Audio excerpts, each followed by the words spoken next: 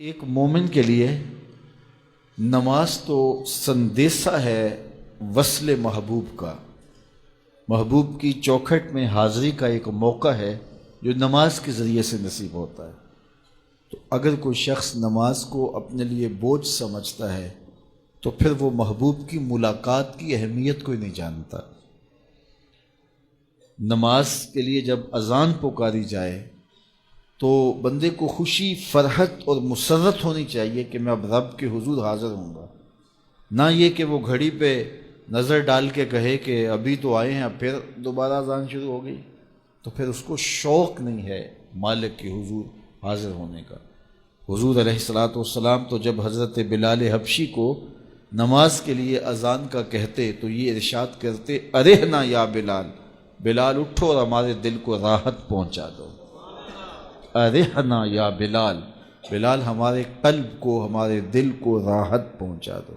تو یہ حضور کے قلب کی راحت، تسکین اور قرار کا سبب ہے۔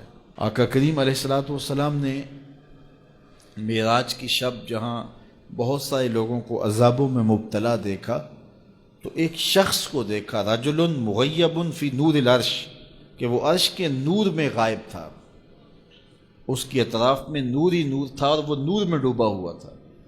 تو پوچھا کہ یہ کون خوش نصیب شخص ہے؟ کوئی فرشتہ ہے؟ تو جواب آیا فرشتہ نہیں ہے۔ یہ کوئی پیغمبر ہے؟ پیغمبر بھی نہیں ہے۔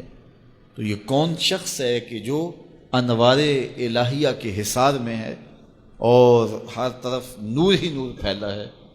تو جواب ملا کہ آپ کی امت کا یہ وہ فرد ہے جس میں 3 خوبیاں تھیں۔ پہلی خوبی تو یہ کہ اس کی زبان اللہ کے ذکر سے تر رہتی تھی، اور دوسری خوبی اس میں یہ تھی وَقَلْبُهُ مُعَلَّقٌ بِالْمَسَاجِدِ، اور اس کا دل مسجدوں کے ساتھ لٹکا ہوا تھا، مسجدوں کے ساتھ دل بستگی تھی سے۔ فرمایا کچھ لوگ ہوتے ہیں کہ وہ مسجدوں کی میخیں ہوتی ہیں، جس طرح وہ کیل لنکڑی میں ٹھک جاتا ہے تو یہ بھی مسجدوں میں ٹھکے رہتے ہیں، جب بھی ڈھونڈو گے مسجد سے ملیں گے۔ فرمایا کبھی یہ لوگ بیمار پڑ جائیں اور مسجد میں حاضر نہ ہو سکیں تو اللہ کے کچھ فرشتے ہیں جو ان کی عیادت کرنے کے لیے ان کے گھروں میں جاتے ہیں۔ تو مسجدوں کی حاضری، مسجدوں کی تعمیر میں دلچسپی، مسجدوں کی آباد کاری کے لیے کوشش، مسجدوں کی صفائی ستھرائی کا اہتمام و التزام، مسجد کی تعمیرات کے مراحل میں دن رات ان سے وابستہ رہنا، یہ خوش نصیب لوگوں کا مقصود ہے۔ فرمایا کہ اللہ کے گھر وہی تعمیر کرتے ہیں جو اللہ اور پچھلے دن پر ایمان لاتے ہیں۔ تو مسجدوں کی تعمیر یقیناً اللہ جل شانہ کی خاص رضا نصیب کرتی ہے۔ ایک روایت میں آتا ہے جس نے تتر کے گھونسلے کے برابر مسجد کی تعمیر کی، فرمایا اللہ جنت میں اس کا محل بنا رہا ہے، اللہ اس کا محل تعمیر کرے گا اور اس کو محل عطا کرے گا۔ تو یہ تعمیر مسجد یہ خوش نصیب لوگوں کا مقصوم ہے۔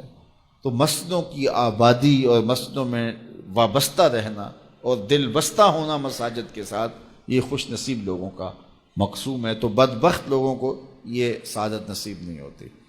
اچھا، تیسری بات فرمایا کہ جو اس شخص کی خوبی ہے یہ آج تک اپنے والد گرامی اور اپنی والدہ ماجدہ کو گالی کا سبب نہیں بنا، یعنی کبھی اس نے کوئی ایسا فعل نہیں کیا کہ لوگوں نے کہا کہ یہ کس ماں باپ کا بیٹا ہے اور لوگوں نے اس کے ماں باپ کو برا کہا ہو اس کی وجہ سے۔ تو یہ 3 خوبیاں اس شخص کے اندر پائی جاتی ہیں، اور آج یہ اللہ کے عرش کے نور کے سائے میں اپنے آپ کو کھڑا ہوا پا رہا ہے۔ تو جن کے سر نماز سے بوجھل رہیں، مسجد کی حاضری جن کے لیے شوق ہو اور مسجد میں آتے ہی نکلنے کے لیے کوئی راستے ڈھونڈ رہے ہوں، تو انہیں اپنے اندر اترنا چاہیے۔